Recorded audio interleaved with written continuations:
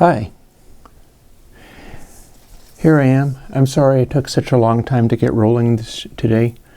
I was fooling with the computer settings and stuff again. So rather than it taking me 8 hours, 4 hours, it took me 8 minutes to get the stuff working, which hopefully it is. Because here's the thing. Here, hang on.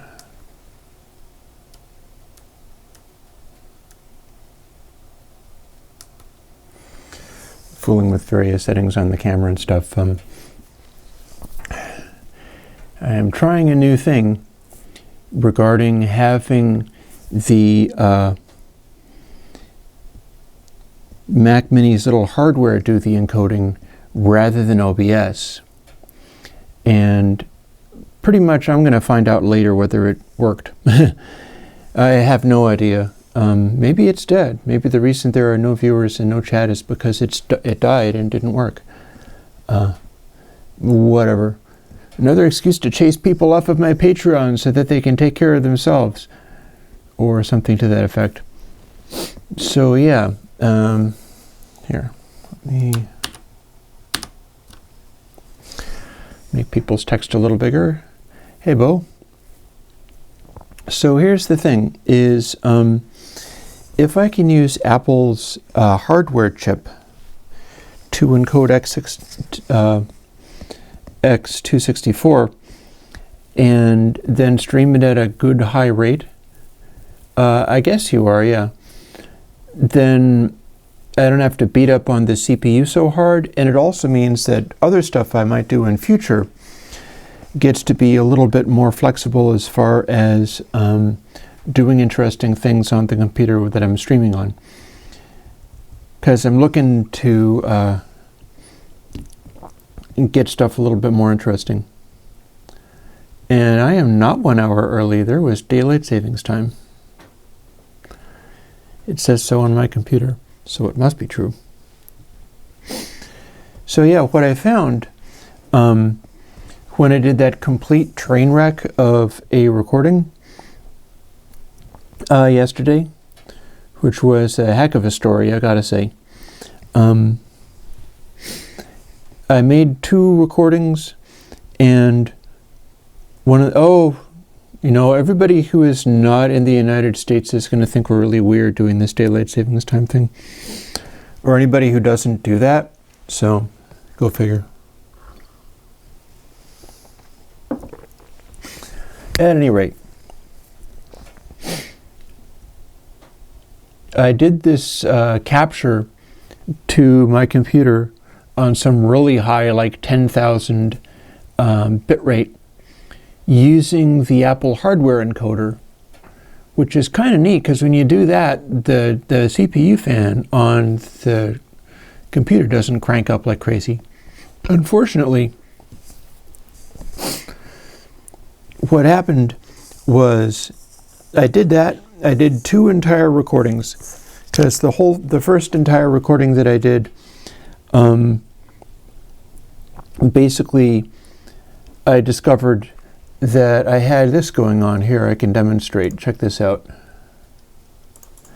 I was doing this. And so the sound was all screwed up. And I swear I must have done a half-an-hour video like this, only to realize later I'd hidden the device and did not see that it was also doing audio for me, which I did not want to do. And that was also my opportunity for trying out a new thing, which is I'll show you that too, because it's kind of fun. I learned how to do filters. So my stuff normally looked like this, and I made a lookup table. And if you crank the lookup table all the way out, it makes it look like this. It's one of your sort of blue-orange, but not really too exaggeratedly blue-orange filters. And so that was my experiment there. It's only the first in probably many experiments of that kind. And so now I have a new adjustment that I can fiddle with, and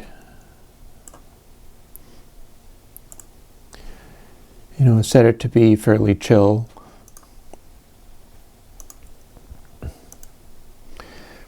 I was also getting a lot of aggressive flashing of the window, but I think that was just Reaper doing its thing.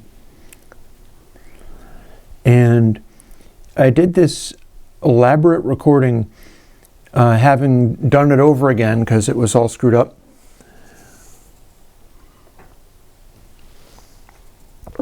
Experimented also with the Apple encoder, the one that's built into the T2 chip, because the thing about modern Macs is that they have x264 encoding built into a chip, meaning that it's a hardware coprocessor, meaning that it would fit really well with the stuff that I do as far as making the stream more interesting and such, being able to do more on it.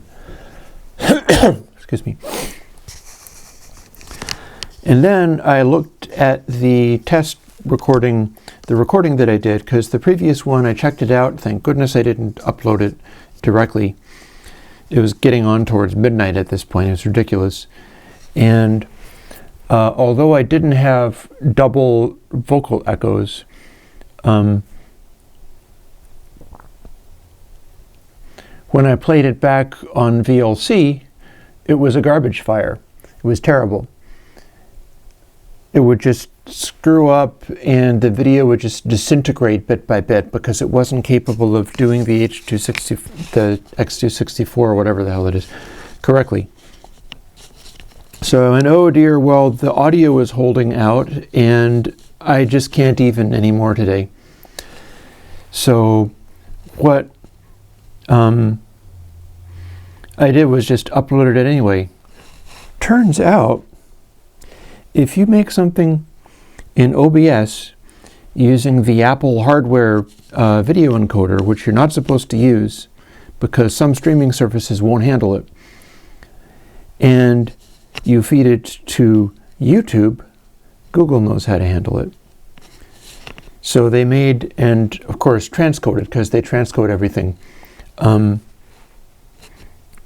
They transcoded the video that I uploaded, which was this high resolution but also very demanding X264 stuff, to a perfectly serviceable, like the video quality was just fine. I could skip around in it, it was fine. There was nothing wrong with it at all. So today I am taking it easy on my poor little Mac Mini, and I'm using the hardware encoder.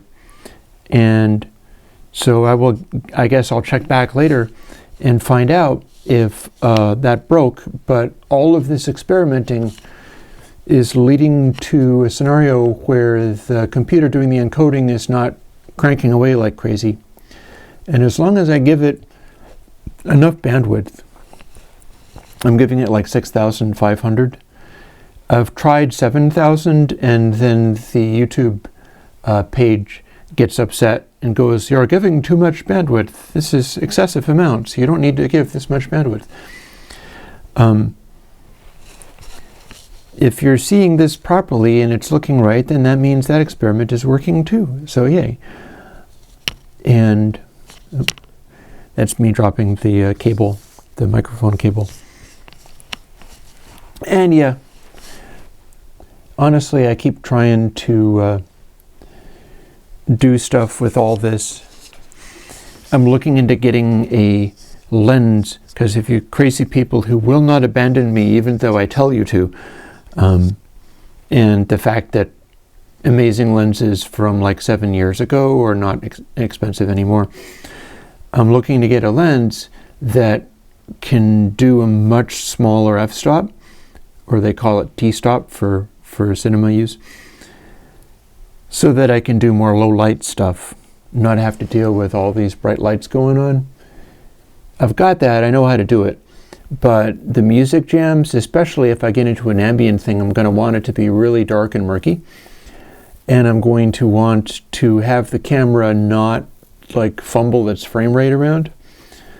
Because if I have really low light situations, this camera likes to bog down in the frame rate rather than just give me a really noisy signal. It decides to do a really slow shutter speed instead, I guess. So it does that. And I do not like the frame rate falling apart. So I need better light conditions. And these are all things that I can do as far as just like staying in touch with you guys. And because honestly, I am not a weepy sort of guy, but I was almost moved to tears when I realized that the whole thing with the Luxor and the telling people about the Patreon had backfired. I told you people that you could cut back your pledges because I was making the plugins be like less than half of what they cost. And I was all ready to brace myself and be like, I can survive if the whole thing goes in half. I can definitely make it for a few months that way. And you fuckers just gave more. It was like, that was not a bit. That was not a trick. I meant it. But I'm deeply touched that a bunch of people were like, oh no, let's make the opposite happen. Chris just said we can bail our asses off of the Patreon because he'll take care of himself, and he's asking us to take care of ourselves, so instead we're going to throw more money at Chris. It's like, okay. That's how you got up to an hour and 37 minutes. Like adding 2 minutes to the Patreon linked time that I do these things in a night. It's mind-boggling. So all I can really do is be like, no, I was not fooling. I meant it. And if somehow all of this is valuable enough that you're like, oh, goodness, no, I'm going to do this instead, I'll try to, like I said, I told somebody that I was going to try to add a music jam for the ambient because somebody is actually asking me persistently about that. And as long as I don't have to sacrifice the beat-driven stuff that I like, because I like that beat-driven stuff, I want to keep doing it. But then, if I add another day and make it be intentionally like, okay, this is no beats, virtually no tempo, and I'll see what I can do with that, then I'll see what happens there. So somebody did ask me a question. The answer is nope. That's a bit of a glib answer. Go and cut your Patreon in half now because I've been mean. No, the thing about Gullfoss is I do not approve of what it does. It does not relate to what I consider important as audio. Hello, Elohim, you're the one that's asking about the ambient all the time. Looks like I'm going to make you happy and do that on a regular basis. We'll see where that goes.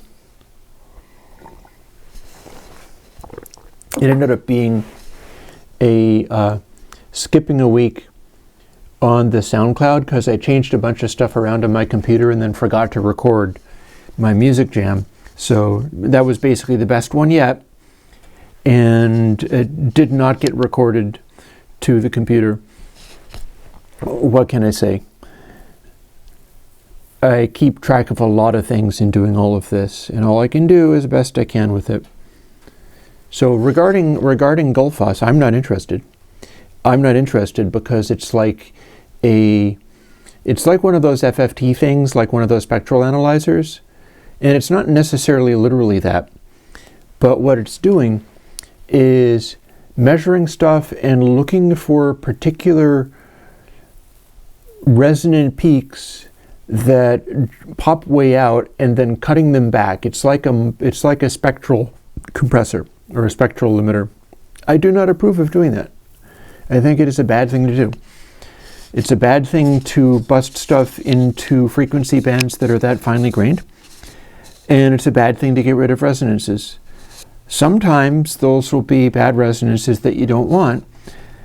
I'm not convinced that using really surgical EQ is the correct way to deal with that, even if you're stuck with it in the recording. But I am convinced that you're just as much likely to have stuff that's valuable or interesting or characteristic, stuff that is worth hearing, that happens to be very resonant in character, and the last thing you want to do is do this sort of multiband compressy thing where you're evening everything out so everything has the full smooth frequency range, and you don't want to do that. It's terrible. Do not do that. So that's why I don't like Gullfoss. It's very clever, and it's doing something that I literally do not like doing. Foco mentions is I don't like strobe light. Well, I am using one, but I could stop. I haven't really asked people about that. I was going to ask a variety of things, folks, today, but I guess I could ask you guys, do you not like strobe lights in my music jams? Is it seeing the hints of that? Because it's much brighter in the room, and it only blinks. You only see a brief period of the aperture because it blinks so quickly that it's like almost not visible. It barely shows up on the screen. Even if you point it at the camera, it is only illuminating light for this very, very brief period of time. But it's fair to ask, like, do you dislike having strobe lights in there? Because I like flashing lights and things, but they don't have to be literally strobes.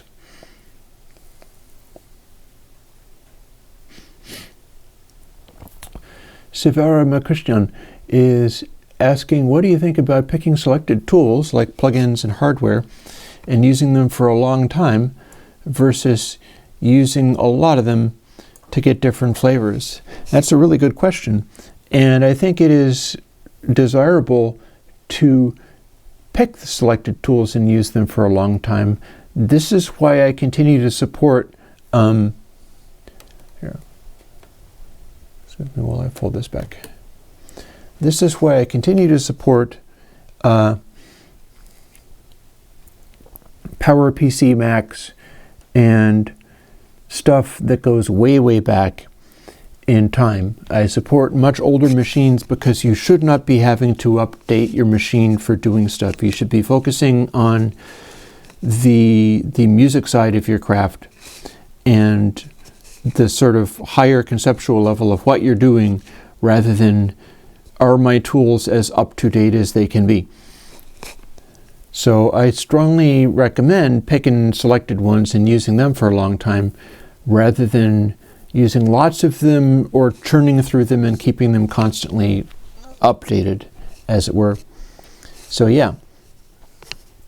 Ahmed, you are always being a wise ass. No. I still think that hopefully me making a plea for people who might be in a jam that they should bail off, I think maybe what happened is people already understood that.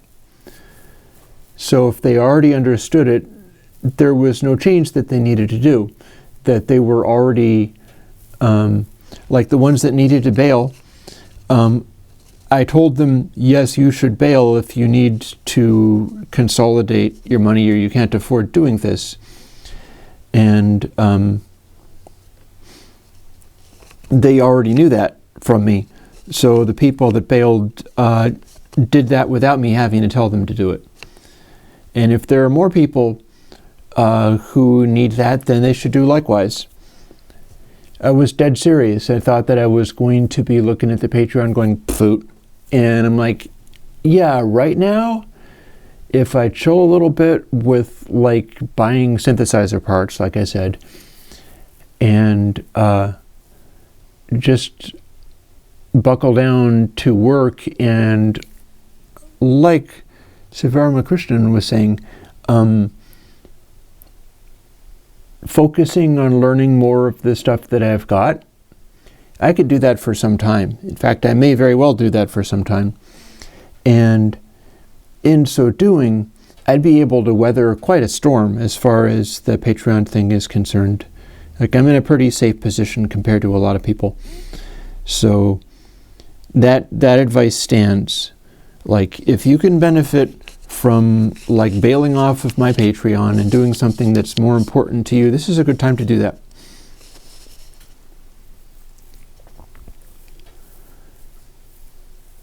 So yeah, we were talking to Ahmed about try to run through Luxor, see what it does for you. That's what I thought was it acted a lot like an amp because it had this sort of brightness and crunch going on that was interesting.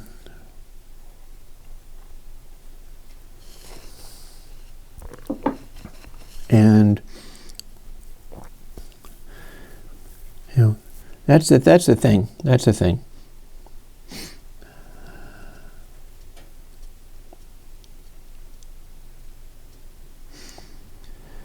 So what would you look for in a plugin if you're going to buy one? Interestingly, I was just going through something. These are notes that I made for myself for something else. I was doing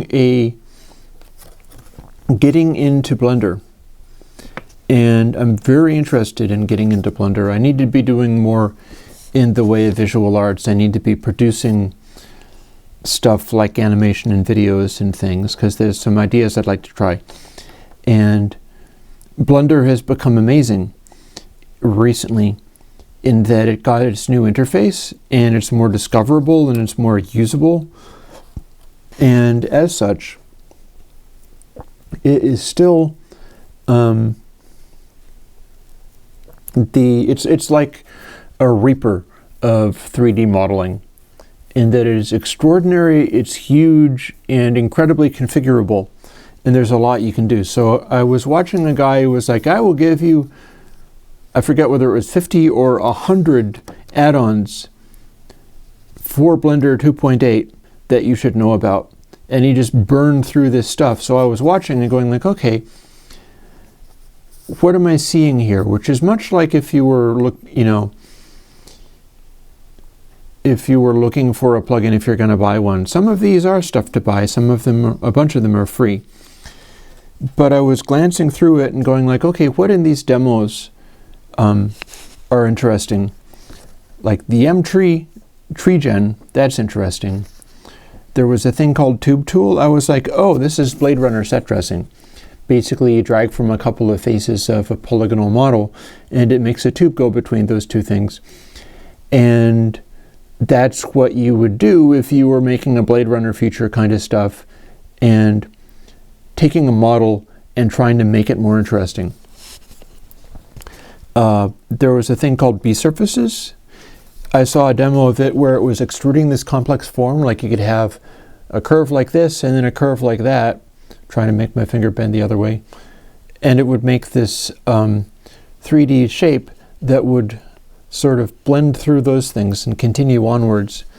And it was an interesting way to make a texture, so you could make, handling B-surfaces correctly, you could do that. There was a thing called Real Camera, which was a more convenient way of focusing and doing things. Archimesh, there you could do a interior building quickly. Some of this stuff is free because it's like other people that are doing open source things and so on. And often the way that works is the stuff that is free is often like somebody just hacked it together in a weekend or whatever, so the polish isn't necessarily there. Building tool, you could make a exterior building. There is various levels of polishness on all of that. There's a thing called Sorcar that was all node-based something or other, and it looked very overwhelming. There's a thing called Mushroom, which apparently is a open source project where you can have pictures, photographs, and it's pictures to model photogrammetry, meaning that you could take a thing like, say, this control for this light, you can just barely see it, and take multiple pictures of it. It's a really boring shape, unfortunately, but you could take multiple pictures of it, and the software will generate a 3D model based on the 2D pictures that you took. So that's very slick. There's a thing called Ant Landscape. Some of these things you have to turn on inside Blender to use them. And that's a built-in terrain. And I was like, oh, built-in terrain. I was doing stuff like that in Unity. That's interesting. There's a thing called Kit Ops, which I believe is not free. I think you have to buy that one. But what that is kit bashing shapes. So it's all these weird little things that are like pieces of plastic model kits.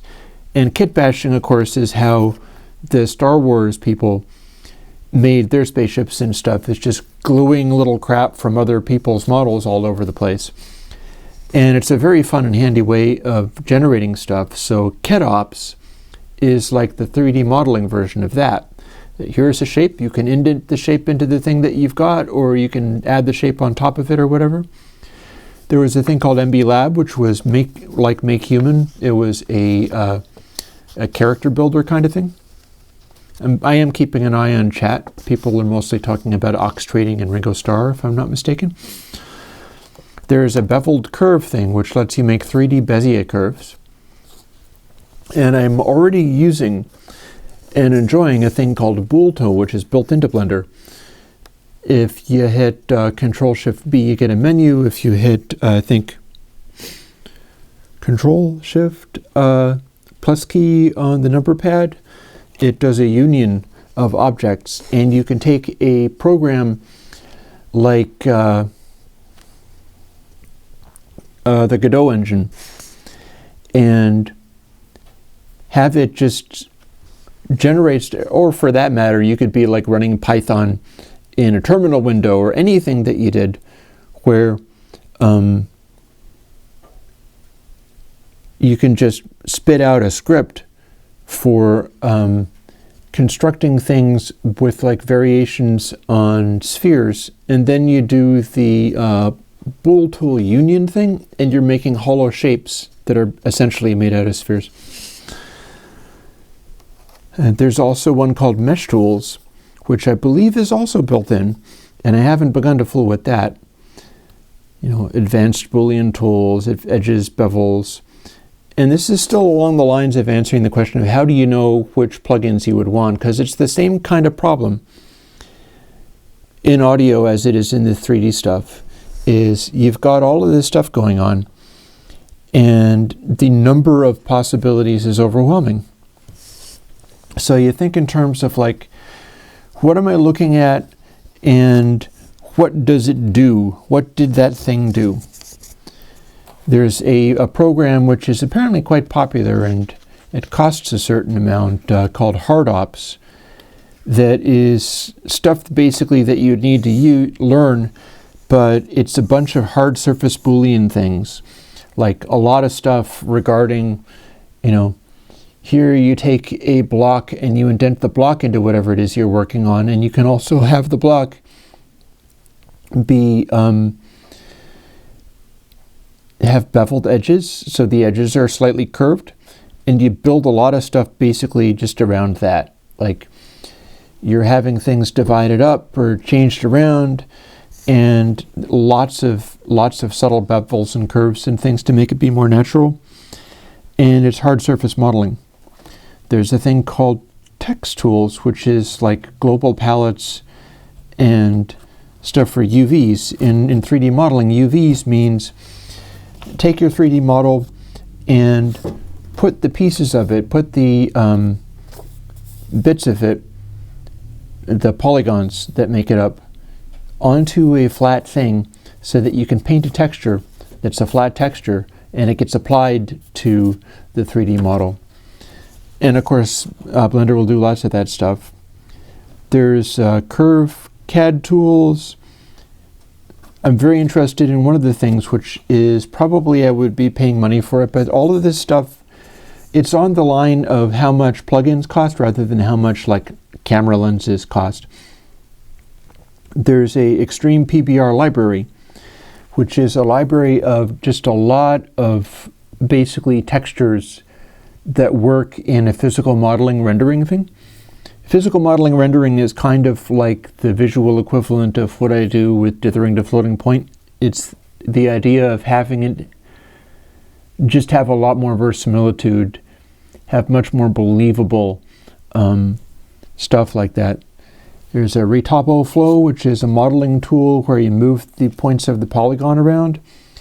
And the reason you do that is because if you have like arms that are a tube and they need to bend in the middle, you need to have positions for polygons to be like clustered around where it's going to pivot so that they can not deform too much when you bend it. So, and then there's a node that I needed to pay attention to. In Blender, you can do a black body color node, which will just spit out the color of something that's glowing like orange or red hot or white hot or beyond white hot or whatever. It's literally the color of light being extruded from something. And that is very useful as well. There's positions on this black body color thing. Like, for instance, you could go beyond white to a particular shade of blue, and that is the color of light reflecting off of air molecules. That is the color of sky. So yeah, answering the question of how do you pick out plugins and how do you figure out what you want is much like this. It's like finding somewhere that it's being talked about. Somebody is trying to solve something, or somebody's just showing off like, these are the cool things that you can do. And you go, okay, what cool things can I do?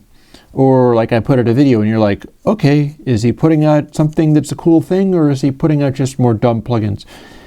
And you watch and you try to figure out, with my pathetic demoing abilities, whether that thing is interesting to do or not.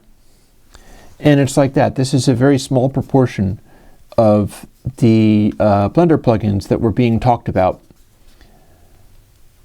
And I just noted down the stuff that jumped out to me. And then the ones that I put boxes around were ones that were available in Blender already.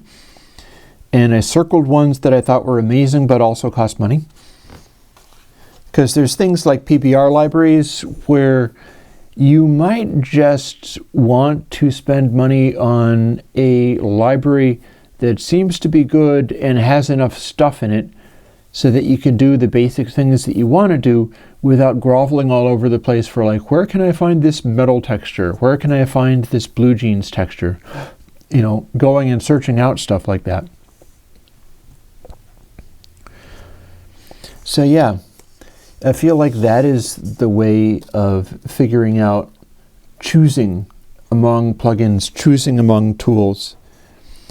And you want to have it limited to the point where the you're not there to be choosing among tools. Tools are for using.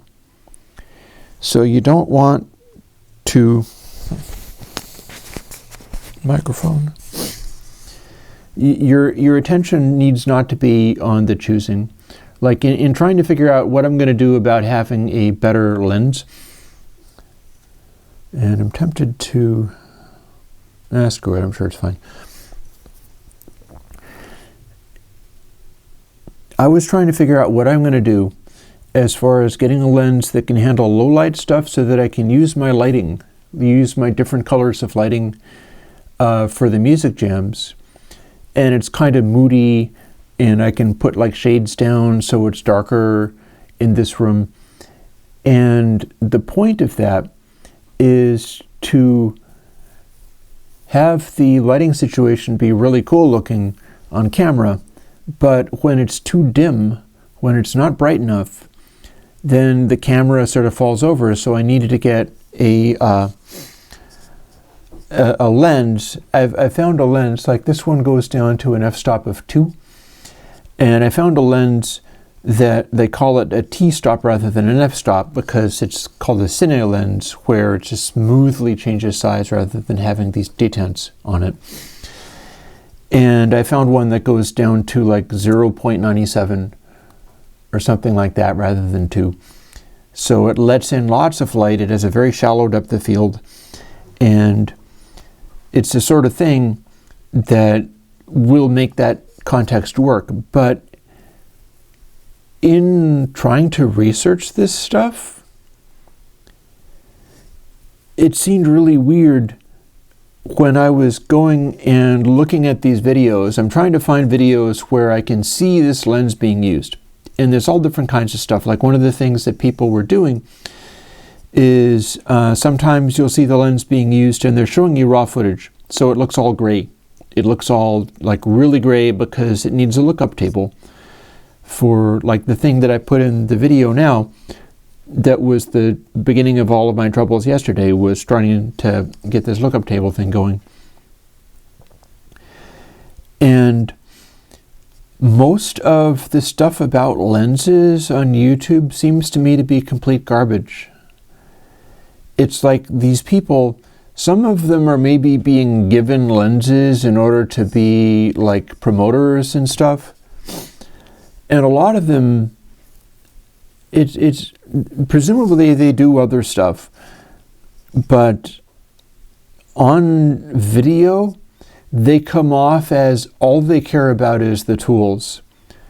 There's nothing ever to suggest that they're interested in framing shots or they're interested in any of the other stuff that one might do or care about. It's often like that, and I find that kind of frustrating. And I really get that sense sometimes with, like, it's funny because it's like these people doing cameras and things and doing lenses and talking about lenses and trying to seem as if they're very smart people who know everything about lenses.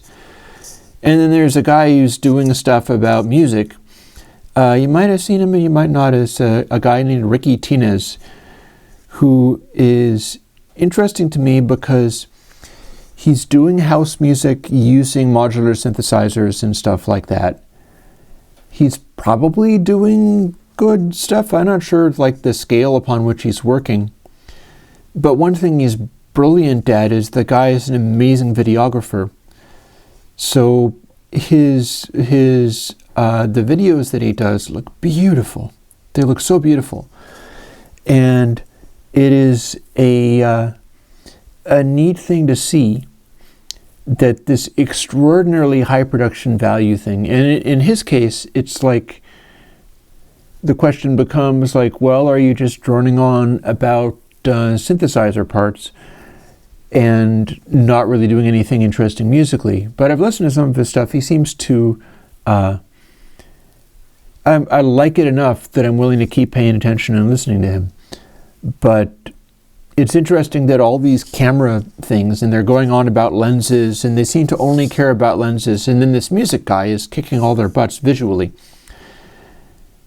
So it's an inspiration for me to sort of try to develop my skills along those lines. Because, I mean, a lot of the stuff that I do now is video oriented, and I just do my best with it.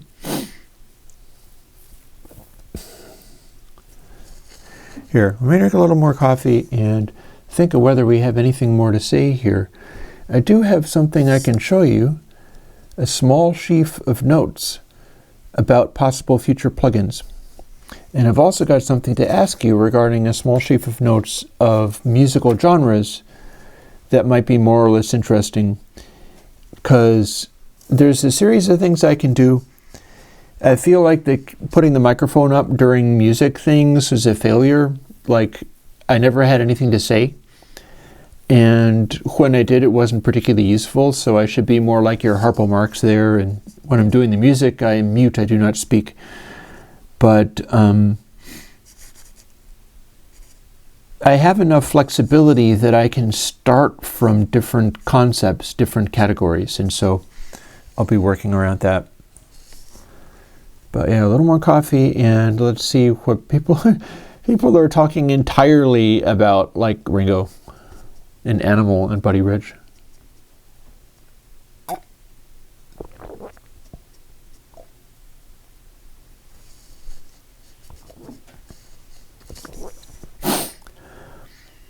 And you could say Beatles were 5 people if you include George Martin. He was an active collaborator in their stuff.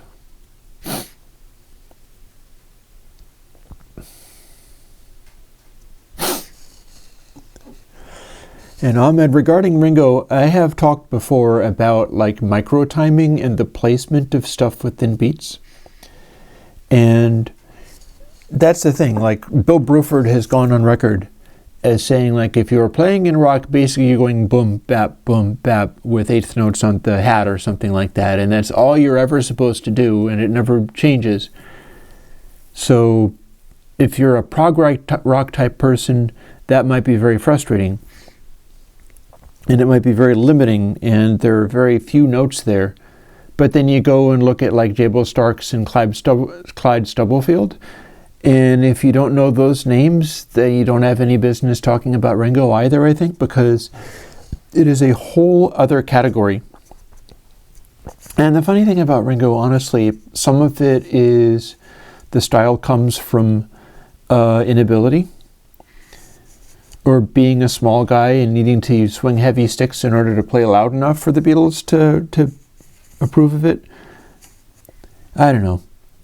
It's a complicated question, but yeah.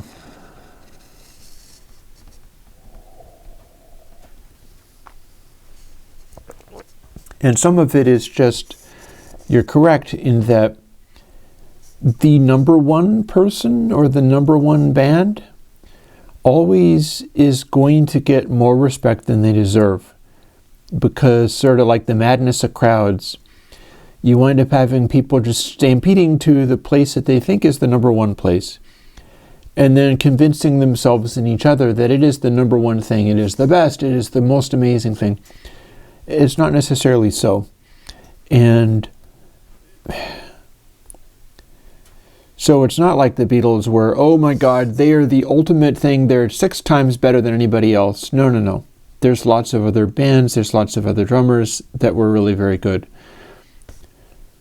I mean, Ringo is just thoroughly adequate and exceptional in certain ways. But we're driving Ahmed crazy here, and Ahmed gets real trolly when he gets driven crazy, so we could just keep doing that more, or we could let it go. I did promise to talk about some plugin ideas.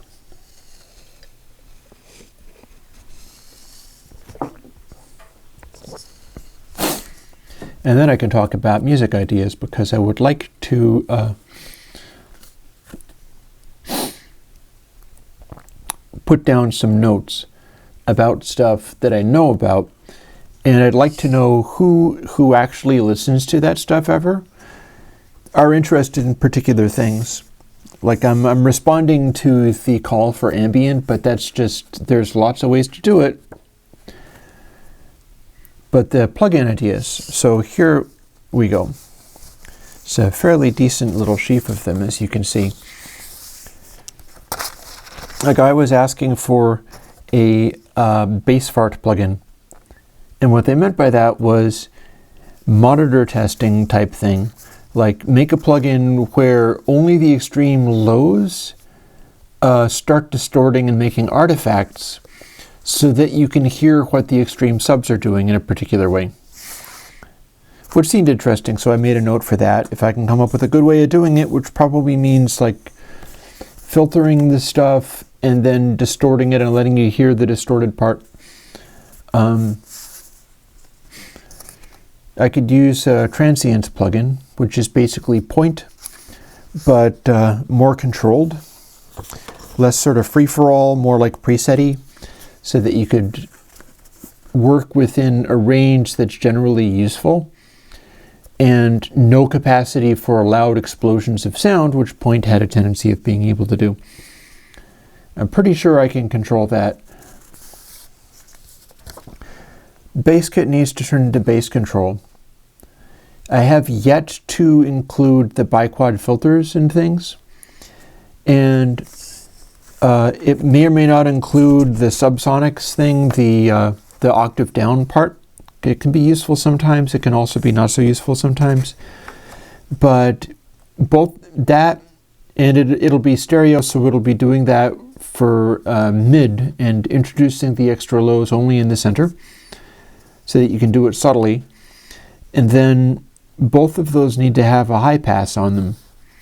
The mid, but also the side.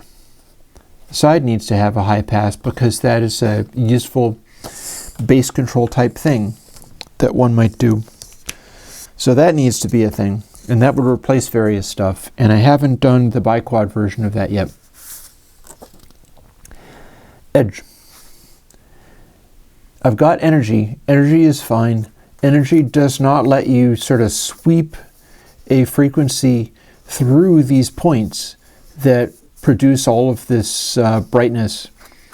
And in particular, I need to do one that is capable of working at a high sample rate and that lets you use like a kilohertz type control to make it a single band boost rather than boost any of these things individually. It's too complicated.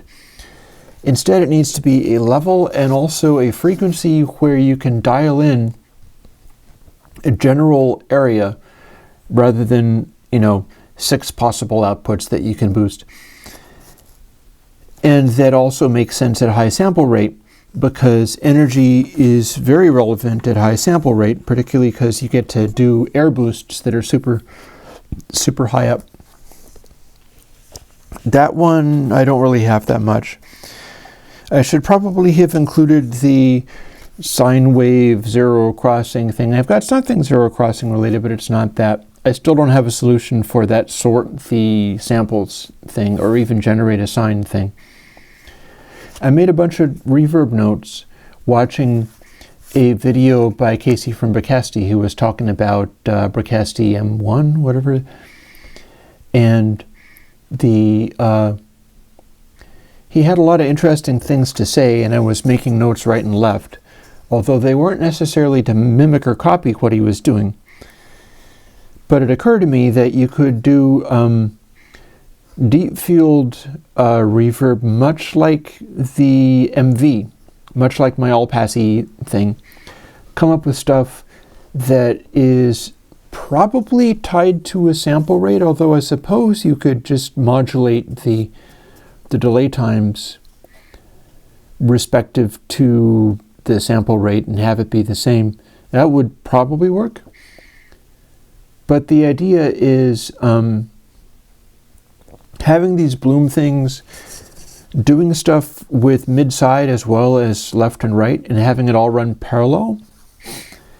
And then early reflections are kind of special. And this is something that I have not generally considered, that you've got a you can have early reflections, you can have comb filtering, you can have all kinds of stuff like that, but what I think Casey was hinting at, and that I don't always consider, is that you don't necessarily want to run everything in series. Like the bloom thing, the all-pass bloom, is running a bunch of all-passes in series. That's how that works. But if you're doing like comb filtering, if you're doing early reflections and there's a simple delay in there, and then you're running it into all passes and stuff, well, it's more deep and spaced out, but your all passes now have the tone color of the comb filtering. Maybe you don't want that. Maybe like stuff with early reflections, you want to have a single slapback that's carefully controlled, that places things within a room. This would be about making smaller rooms rather than the giant empty spaces, which I love so much. And by the same token, you can have comb filtering that's not necessarily part of the all passes, or just delay banks without so much comb filtering, because comb filtering is often what you get when you have a delay bank and then there is also feedback on it. Maybe the feedback isn't what you want. Maybe like there's stuff that I can do regarding the deep field stuff where I can give it brightness roll-offs, but maybe if you have immediate reflections, they have a bit of a comb filtery quality, but that stuff might not have the like averaging or brightness roll-offs and stuff. But band limiting is relevant because that's what gives you room texture sounds rather than just everything. Like if it's zero filtering, everything sounds like concrete and glass, which is neat, but it gets old. It gets really old. And I've specialized in huge spaces so much. One of the things I did with the the last music jam that did not get recorded, as I was trying several new things, and one of them was in my sort of double MIDI verb setup, where one of them is the super deep field stuff, and I've actually given it a tiny bit of feedback, like its output is feeding back into its input again, which is why it is so infinite sounding, and it's the largest reverb. But I doctored that so that it's doing like filtering, analog filtering with capacitors on that reverb path. So yeah, I was using the other one as not at all the deep field reverb. Instead, the other one was a much smaller reverb that the deep field reverb actually fed through. But it meant that I could throw things like hats and stuff, or isolated sounds into this much smaller than I normally use verb. And that becomes a whole other texture that I had not considered nearly well enough. And that could shape my work on reverbs. Because, as you know, I'm using this first generation MIDI verb because it's fun, and I've got several of them. And sometimes, at least, they're cheap if you buy them secondhand. But they also have a kind of magical darkness because they're really primitive and old, and their sample rate is lower than you usually get. And there's no reason I can't design reverbs based on this stuff that I'm discovering regarding this sort of primitive but band limited and old school and kind of darker, and there's a lot going on in there. And I haven't done that much with small verbs, perhaps because I was using the concepts that apply best to the huge verbs. So I'm looking forward to maybe getting a little bit going on there. And then I got a couple of other things. Somebody was asking me for a test tone thing. He wanted me to do a please do Logic's test oscillator, but as a VST and stuff, so that I can have it on other things.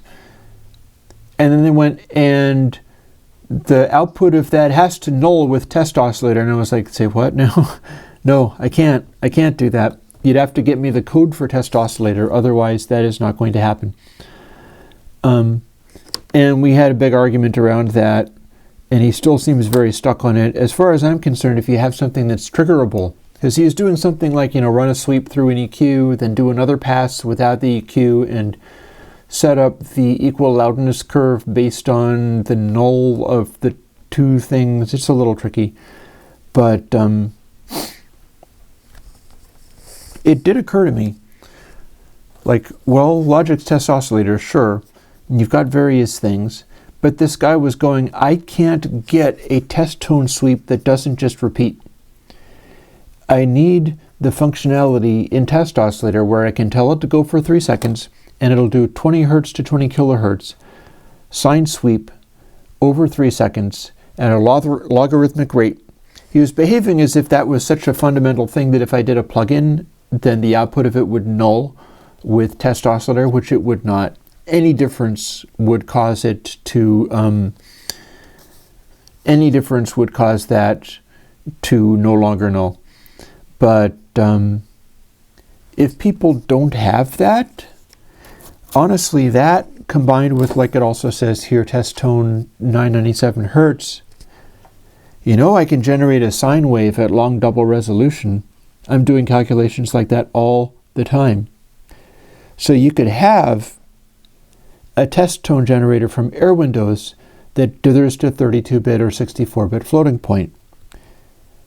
So in theory, we don't have the ultimate resolution test tone generator because they simply haven't made it. All I need to do is run a sine wave based on the sample rate at exactly the right frequencies and just run that, or do a particular sweep, do something like that, and then sine wave calculated at long double and dithered down to a 32-bit floating point. It's like the young Frankenstein. It could work. So that becomes another one. It's like, yep, I'm going to be putting those in there. That can fill up some weeks. It'll be like, here, have a tone. This is my tone. There are many like it, but this one is mine. And that'd be kind of neat. It would be handy for like doing testing of stuff. And I would be able to do the, well,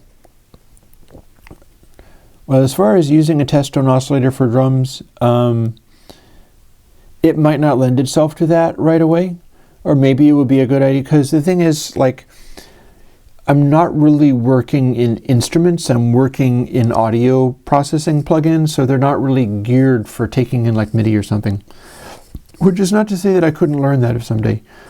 But right now, they're not the best solution for drums.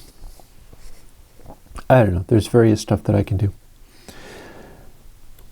And then I mentioned zero crossings. It occurs to me that I have VCAs in the modular thing that I specifically picked out. It's by a guy that runs a company called WMD, and it's the DVCA, digital VCA. And essentially it is a analog VCA that tracks stuff digitally and waits for zero crossings. Well, there is no reason I couldn't do a square wave tremolo that had, say, a dry wet, and in this square wave tremolo made it wait for a zero crossing, which means that I'd have a plugin that is free that does the same thing as those VCAs that I use for everything now in the synthetic stuff.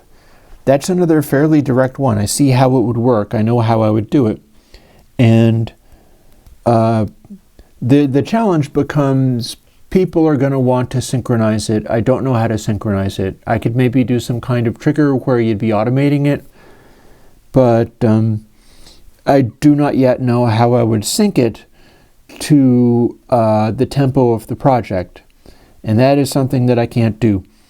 But I could do the square wave tremolo, and I could make it so that it would sound correct, and you could sweep the pitch of it quite a lot, because the thing about doing it that way is you sweep it up into audio ranges and you start getting a really weird colorful sound that is not as edgy and bright as it might otherwise be.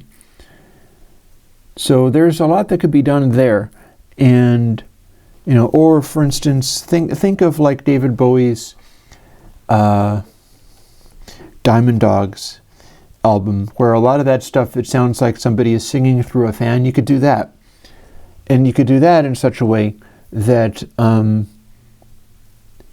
you'd get these softened attacks and releases, because it would only switch on and off at a zero crossing.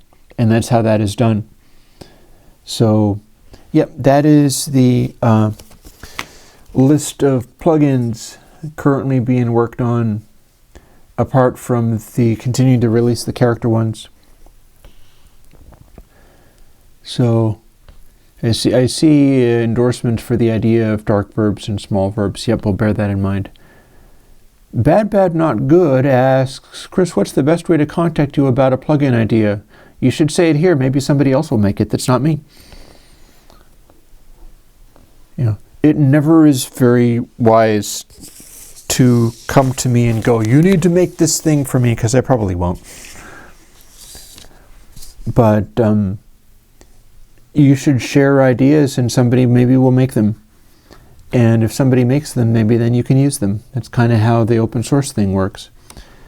Also, the thing about it is, like some of these things, like the square wave tremolo, which it's pretty obvious to figure out how to do, and it's based on my DVCAs, which are super valuable to me in the modular setup. You should pitch the idea of the plugins out here in common in just the chat, because you never can tell. Sometimes you're asking for something that I'm like, oh, that's trivial. Like the guy that was asking for test tones was like, that's trivial. Why would I do that? Oh, because you don't have anything that'll do that in VSTs, and you're willing to settle for a very basic version of that, and you can't find anything that does a sweep 20 to 20K and then stops, like does it once and doesn't loop. And I was like, really? That sounds trivial. Okay, so it's like that.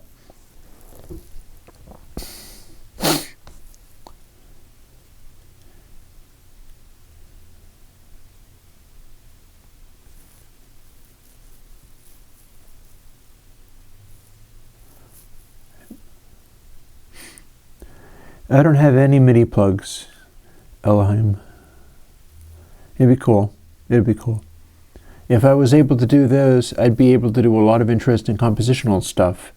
And some of the things that I'm doing in great difficulty with reprogramming chord organs and stuff, MIDI would be able to do that.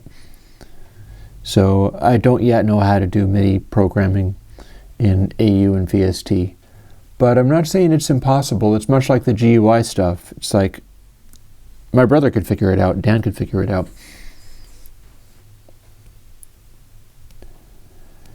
My plugins. Oh, I finally got the warning that my bitrate is too high. You know, something that's just a warning. I'm going to ignore it. My plugins already have internal processing higher. They have internal processing higher than 64-bit. The bus on my plugins typically runs at long double. That's like 80. It is possible to make a plugin with 128-bit internal processing. What would that be useful for? Not all that much. The long double is not that useful itself. It's just like if you're going to use CPU for something and it's not that much more expensive to do this extra calculation, why the heck not? So certain things that I do, and not every value is the 80-bit value inside my plugins. I do stuff where some of the values are, and when you say useful, it's not really useful, but it's not about loud sounds, because in 32-bit you can already have the loudest sounds you could possibly imagine, and by the time you got down to like a 16-bit granularity, you're already atrociously infinitely louder than full clipping.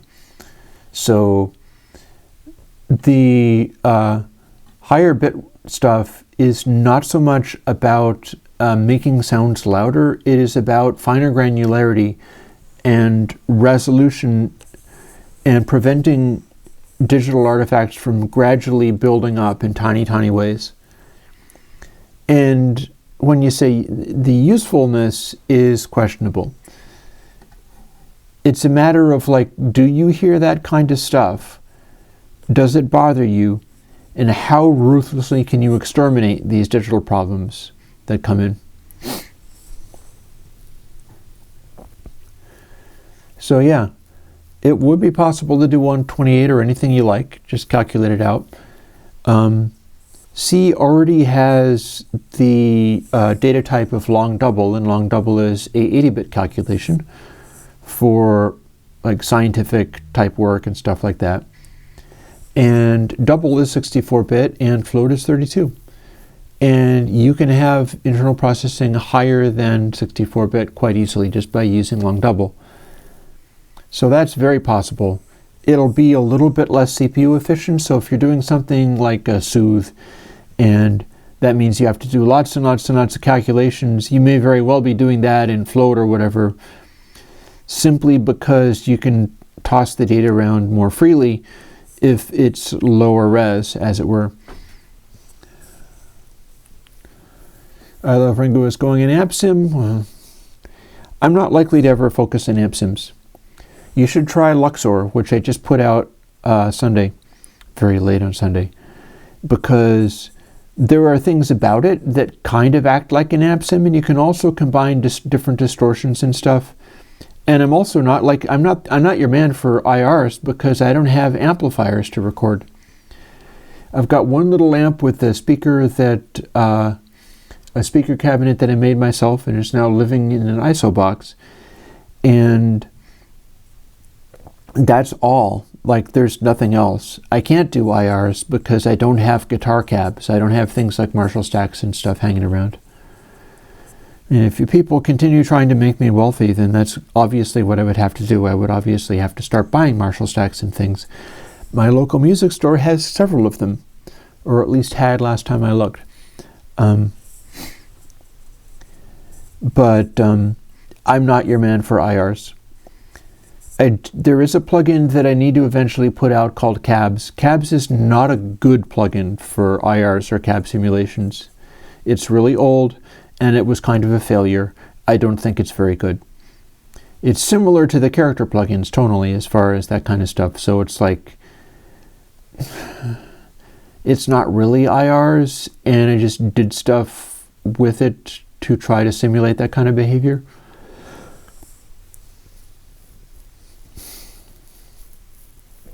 Yeah, and again, amp sims, maybe you wanted to stack different kinds of Airwindows plugins, you know, do stuff with biquad filters and such, and, you know, or use focus, like try this.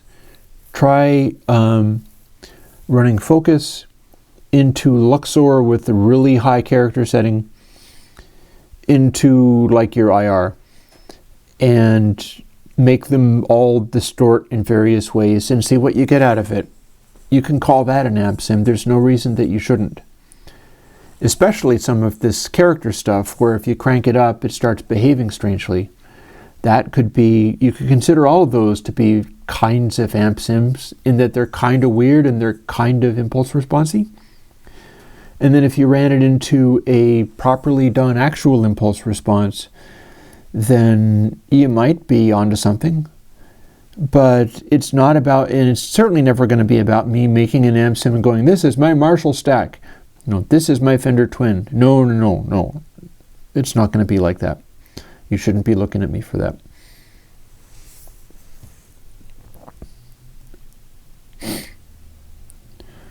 Bo's asking, is there anything on new evergreens? You know, that was going to be last Sunday. I was going to do the evergreen for Let It Bleed, which is the next one I have in mind, on yesterday. And the reason I didn't is because I saw stuff happening and I needed to put out the word and say, hey guys, I'm going to revise my... I was holding off on revising the tiers on my Patreon because I had been concerned that changing them all around might cause people to freak out and drop off. And then I realized, wait a minute, there's people who need to drop off because they have to take care of themselves, and I can poke them in this way. Redo the tiers, do the stuff that I needed to do that was kind of like maintenance, and then do it in such a way that it's being done for sort of the good of all. Like I can shake people loose that need to be shaken loose because they really should be thinking more about what they're doing with their own lives rather than supporting me. And then it didn't work that way at all, and people threw more money at me rather than less. I don't even know what to tell you. It's like whatever. It's laughing and crying at the same time. Like, this was not a bit. This was not a technique for getting people to give more money. It was honestly and to God supposed to be doing the opposite. But evergreens will very likely to be next week because it was supposed to be last Sunday. And that will be a week of not posting a plugin, so maybe that'll help shake some people loose. And I can do an evergreens, which is patron only, but it will cause people to go, no plugin this week, screw you, and then they will leave. And meh. I don't know. I do intend to keep doing evergreens from time to time. It's just that I have, you know, this stack of plugins to do, and I'm not really running out of ideas and stuff. So my thing is, with a lot of these things, I have to be cautious about what I'm committing to and how I'm spending time. Like, I got myself into real trouble trying to do evergreens on top of everything else because I was also doing the music jam. I think I was to some extent trying to tailor the music jam to people's tastes, which is never a good idea for me. And I was doing my plugins, and then there's a bunch of other stuff going on at the same time. So that burnt me out pretty good right at the end of 2019, and I had to reconsider. I had to figure out how to do things differently. And as such, I can do evergreens as something that buys me a week, and I'm very interested in the idea of throwing another music jam, because in some ways it's like, one of the things that's frustrating about that is nobody freaking cares. But I do have, like, I think Elohim was just ambient, give me space ambient. And what struck me was like, well, I don't want to give up my beat music. I don't want to give up my techno, because I love that so much and it's interesting to make. But when I listen to music, I am so often listening to like really minimal dub techno, or I'm listening to ambient. I go to that stuff on purpose for what I want to put on when I'm just sort of chilling and so on. And for that reason, why shouldn't I make it? I just don't want to replace the other music with it. I don't want to be doing stuff where it's like, yep, all I do is ambient now, no beats, no house music, no techno. It's like, no, I love my techno. So I'm going to have to do both. And I'm thinking it's probably going to be because the way it works, like I'm set up like this for releasing a plugin. I'm set up like this for my Q&A, all decked out in my monk robe and stuff. I swear to God, I'm going to have to get like a sort of Japanese monastery robe that's much lighter for summertime, because I'm not going to be able to keep wearing this as it starts getting really hot. But once I'm done with those things, on Tuesday I'm setting up with a completely different camera setup. Hello. Elohim, you just got my full attention. A new carbon-based lifeforms. I love those guys. I have bought one of their CDs off of their Bandcamp page, and I've got it like on my shelf. Interesting. I'm gonna be looking that up. Thank you. Yep, neat. Very cool. So yeah, it'll be Tuesday, my usual beat-driven stuff, and then most likely I'll leave everything set up for that, and basically unpatch a bunch of stuff. I don't want it to always be the same patching setup. I'm not really quite patch from scratch guy, but I do like the idea of having that set in such a way where I can bring guitars and other instruments in, and then be doing stuff that's oscillating between like Tuesday beat-driven stuff, and then Wednesday 11, same as my usual doing of things, becomes the ambient. And there are a number, I wanted to ask some questions about what kinds of ambient people might be interested in. I've got 2 written down already. And the like a complete reshift, like the first Tuesday would be all about beats and tempos and stuff. I could be doing trance, I could be doing Berlin school, I could be doing dub tempo, which is still beats, but it's slower and more chill. Sometimes I like ramping it up. And the ambient stuff would be about like dial the tempo right back to virtually nothing and no percussion anymore. The ambient stuff could still have chord progressions. Like I was thinking about taking the chord organs, and with what I've got now, I can do things like take one of the chord organs and you can tell it to play bass or you can tell it to play chords, and I've got them set up so that the circle of fifths thing shifts around. But the chord position is special in that if you're using the same voltage for that, then you're getting in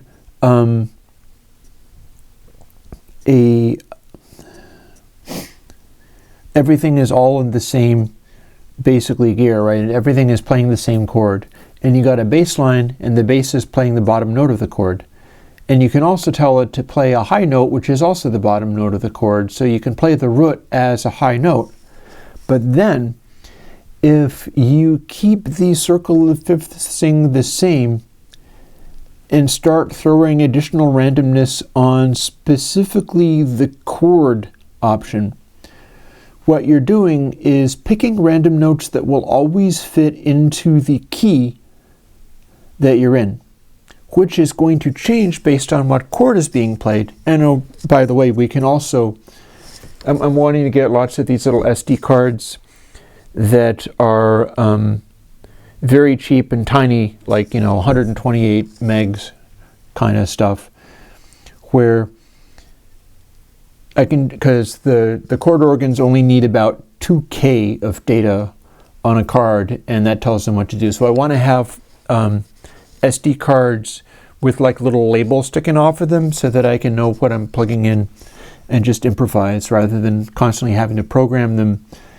I should be like, okay, this time let's go for this chord voicing, boop, and then this is the high note, boop, and it goes, oh no, let's have 2 high notes, boop, boop, like that. Because the thing is, if you start putting in a different random voltage that's not tied to the actual chord into the chord selection rather than the root note selection, you're picking random notes in the possible range of chords that fit within the key, so it'll be playing a note that is functional for whatever chord you're in. And then it can simultaneously like play the bass note or play the chord, or you could you can tell that this is interesting to me. Like you can tell that there's possibilities here. I wonder whether maybe you could program it in such a way that it's like, okay, so instead of the chords options we've got, here is the chord options where it's nothing but a bunch of like fifths and thirds and stuff. And then the cycle of fifths thing is going to go to different keys appropriately. So, there is stuff to try as far as that kind of thing is concerned. But that could be done in ambient music because the chords would be changing very slowly, and I also have the opportunity to program them for like really slow portamento. So what I could do is have these chords, they'd be changing like every 30 seconds or something, and they would take 20 seconds to go to the new pitch. Gradually. And the guy that made radio music and chord organ likes doing stuff like that. I've listened to some of his music. I listened to some of Tom Whitwell's music, and I enjoyed what he was doing. He was doing sine waves that slowly changed in pitch over the course of 20 minutes, and I was like, dude, I love you. This is exactly the kind of stuff that I've always wanted to do. And Oldheim, 12 notes? No. It'd be more along the lines of 7. Because stuff would still fit within the key that you're in. So it wouldn't be throwing a random note that was a random note that didn't fit within the chord that you were in, but then eventually everything would change to a different chord, which would be quite a different chord. Much like I can play along to what I'm doing with it now. And you could have the one that was serving a more melodic purpose be kind of slowly oscillating or switching between different things a little bit more rapidly or more slowly, just at a different rate. It could be a portamento or a glissando, and it could be not tied to, like with the chord organ thing, what we're looking at is you update the thing and all of the chord things are designed to switch like over to a new thing. Whereas with this one, it's like, okay, your basic chords, your bass line, stuff like that, switches to a new thing, maybe slowly portamentos to it. But then this other one is going to different notes at a different rate, like is rotating around in such a way. These are the kinds of things that I would be doing in ambient. So while talking about all of this, And I don't think the ambient music should be still the same since the 1970s. I think it should be evolving a bit, although you do have a point that in the 1930s musique concrète, they were basically doing ambient as well as ambient too. There have been people doing all this kind of stuff. It's a matter of like you're playing a blues guitar solo, or what do you put into it? Where do you go with it?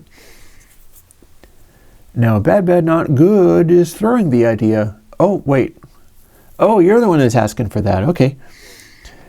So, equal loudness contour to simulate playing music at high volume on headphones or even speakers. Slick EQ Mastering Edition has a preset that's similar.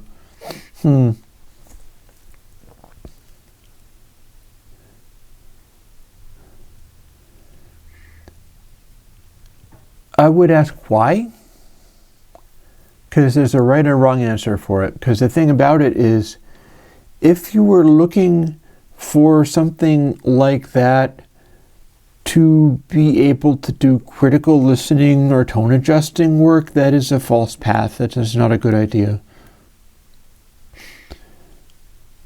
Whereas if that's just something that you want, that might be kind of cool. Basically what you'd be talking about is do an elaborate series. Here, I'll even make a note of it.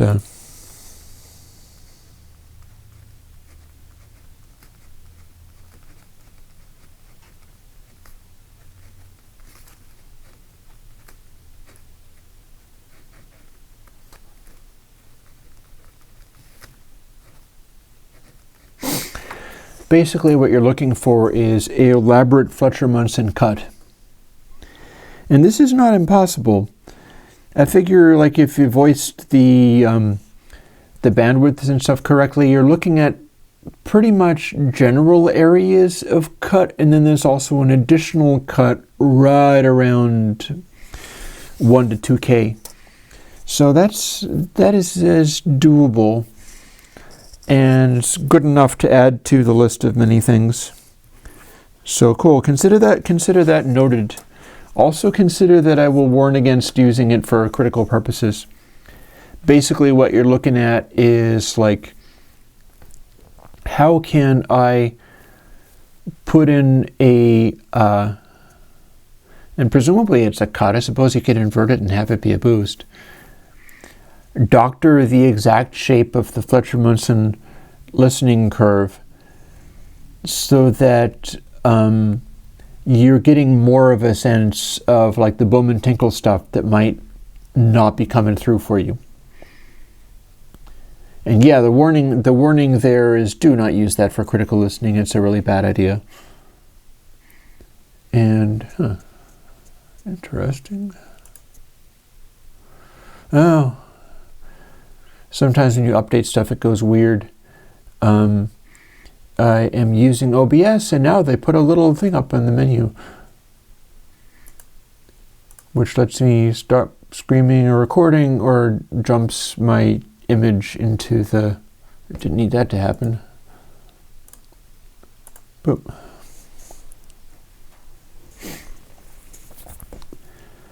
Yeah, so that's cool. I need to make a note of that. It'll go into my other notes.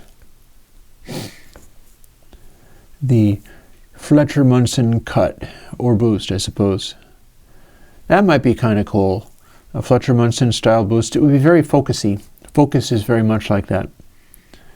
So if you did a boost that way, there would be a tendency to have it be sounding like a massive loudness jump. That could be interesting. A couple of you guys talked about plugins. You know, it's fine with me. Go ahead, talk about planets this entire time, and people can be like pissed off at me and leave my Patreon because I was trying to do that to help people out for their own good, and all people did was like throw more money, whatever. You know, what would be really cool is if I got lots of people without necessarily money, just bunches of people, like cut your pledge down to $1 and get a different person that is also pledging $1, and then the numbers will be so high that I'll be like in the top 50 again on the Patreon charts, because you always get caught in charts and stuff when they're available. You always want to find out like who is the most popular, biggest thing. And I have never yet seen a situation where anything that I do is proving to be that big of a pop hit that it gets viral and everybody starts going for it because everybody is going for it.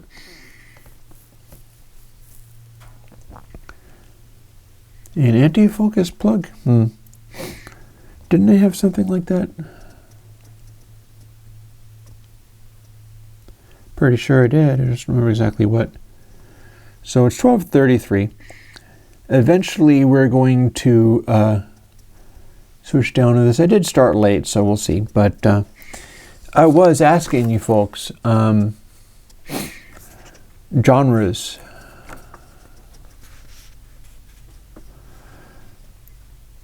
Like, and I don't know how this is going to work.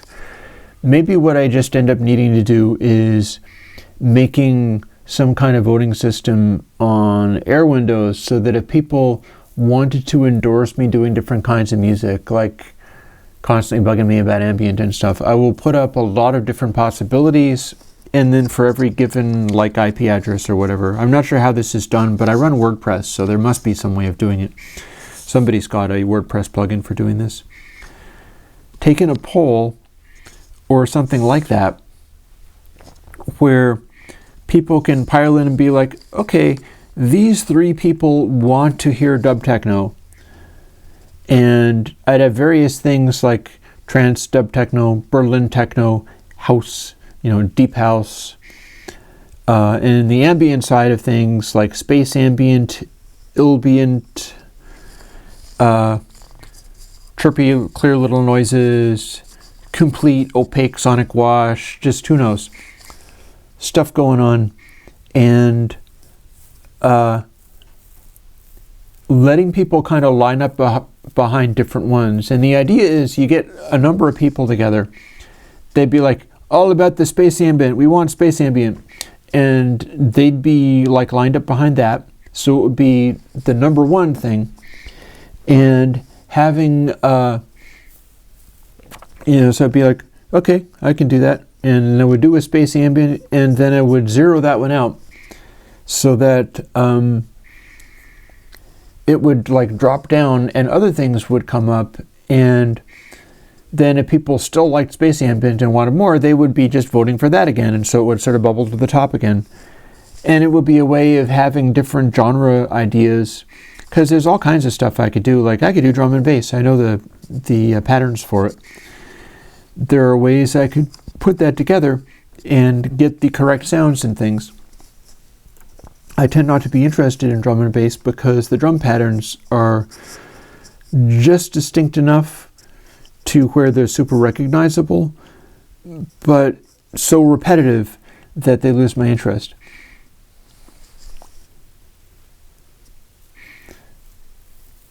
So yeah, Foco is like, okay, really hard stuff.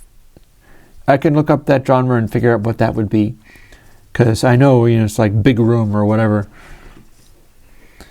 I can't do rock as the live jams.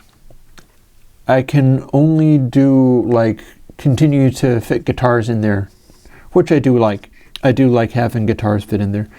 But I cannot do rock that way. Rock involves me multi-tracking it unless I had a band and we were doing the band stuff live. And that would be kind of cool, but I'm not set up for it. Which is not to say that I wouldn't like to do some. It's sort of gradually coming together. Like eventually I'll have new tracks or stuff. It's just as everything else that I'm doing gets so overwhelming. That said, if like Nine Inch Nails counts as rock, then I can lean in that direction in certain ways. Thing is, like, hard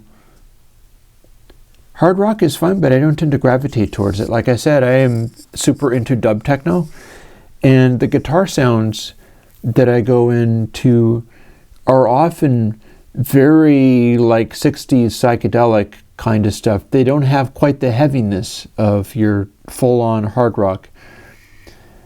So to some extent, all of this just has to be a work in progress. It all has to kind of develop. There are challenges with doing something that heavy. Like if I was doing something that heavy, I would be getting noise engineering modules. And I'll tell you why. Because there are modules that already do the 9-inch nails thing super, super, super well. Like the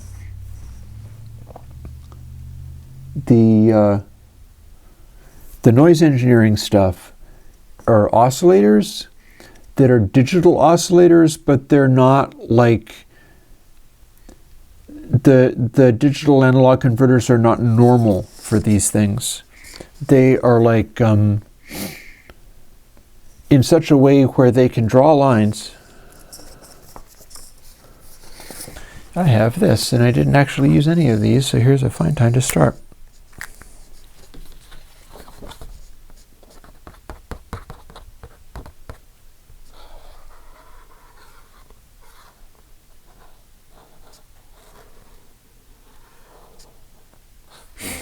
So you know how in digital you've got samples and they have to follow around these things like they're little slaloms, like they're making curves around that? Noise engineering does not work like that.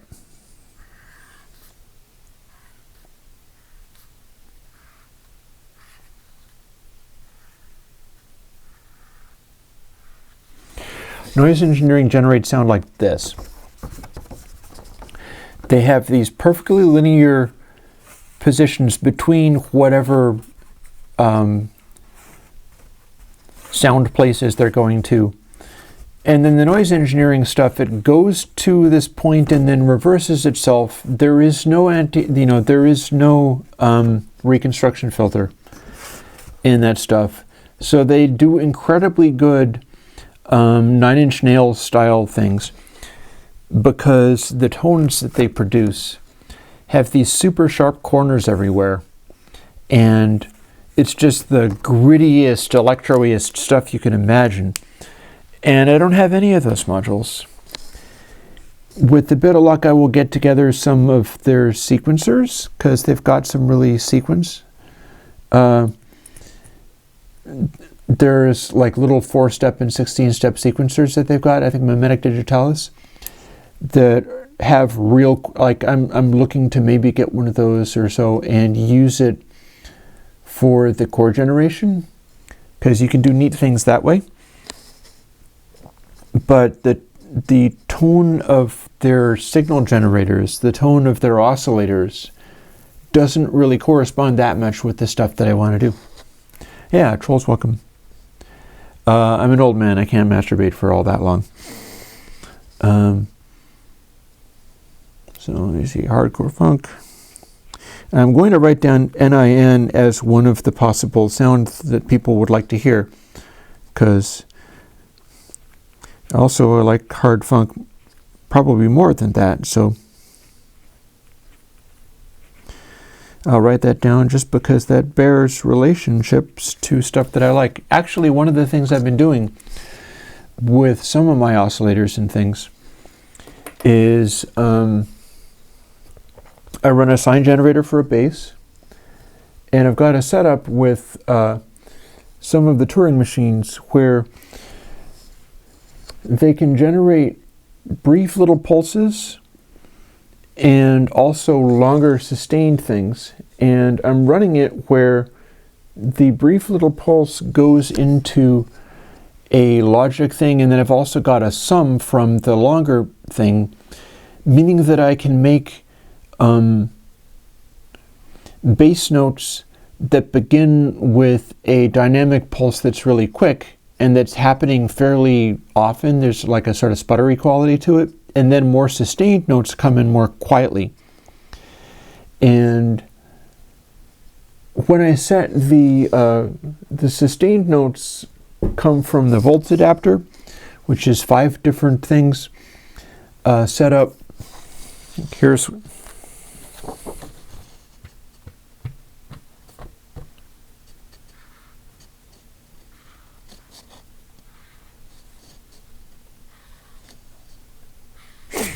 So here's what it looks like. the little pulses, maybe if you're having all these come through, these little pulses come through, and the bass will have a dynamic kick whenever one of these happens. It's a very brief, loud little thing like a transient. Then the volts adapter is starting when this kicks on and holding until the next one comes along, at which point it switches over to the next thing.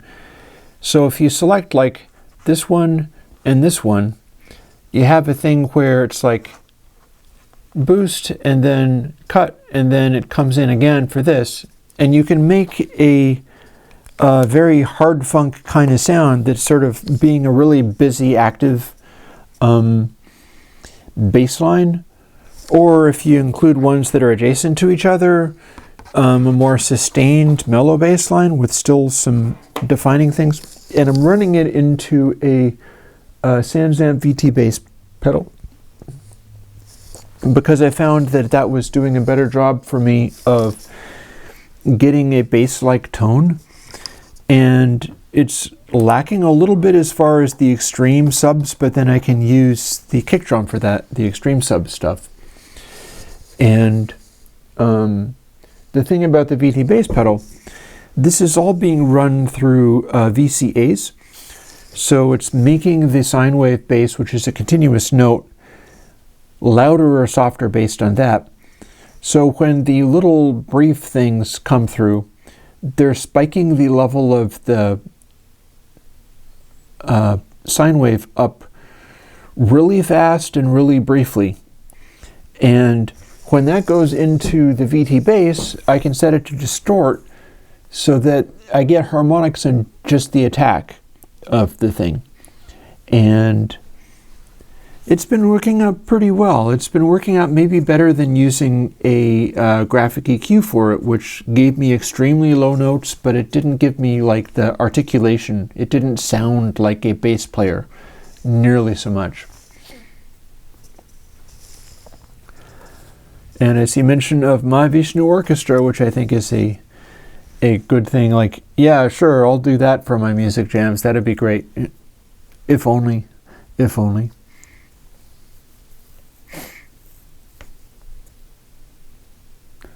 Indian classical done Hawkwind style. Yeah, that's awesome. I actually don't know what hard bop is, by the way, Elohim.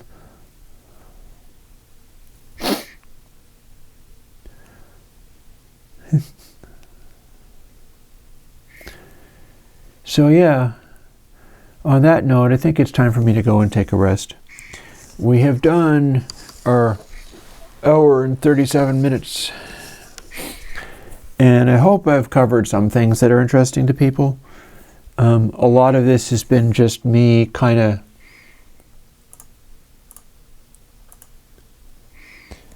getting my stuff together and kind of continuing to experiment with things. I'm thrilled to discover that I can apparently live stream Apple's H64 hardware encoder directly to YouTube, and it doesn't choke on it, although I can check later and find out if it actually worked. I feel like I would not have 12 viewers currently watching if it was a pile of crud or was broken. So that's interesting. It's an interesting thing, and that's something that I can use for, that might be actually very useful for the suggested ambient jam, because part of that is the ambient jams might be a lot quieter than beat-heavy house music jams. And the thing about that is when I'm streaming without using this hardware encoder, the poor little Mac Mini cranks itself up to the fan is screaming, and it's just making so much noise.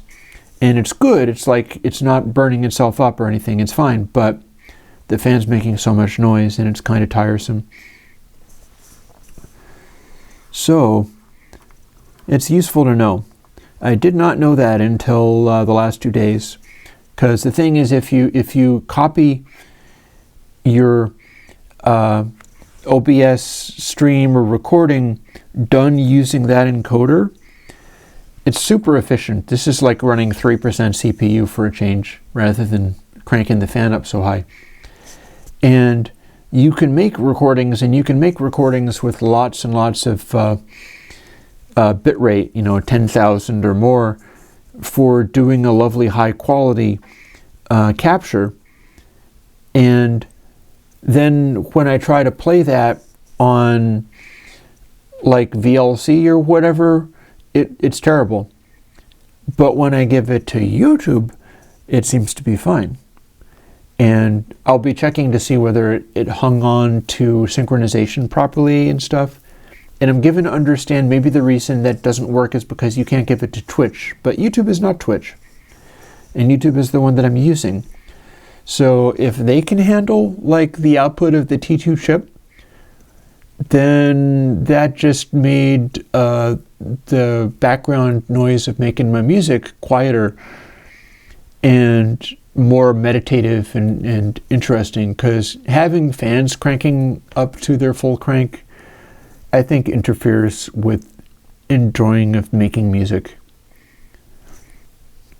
It's just me. It seems distracting. It's like something is running as hard as it can and suffering and straining, and it's like, okay, the music represents that to some extent.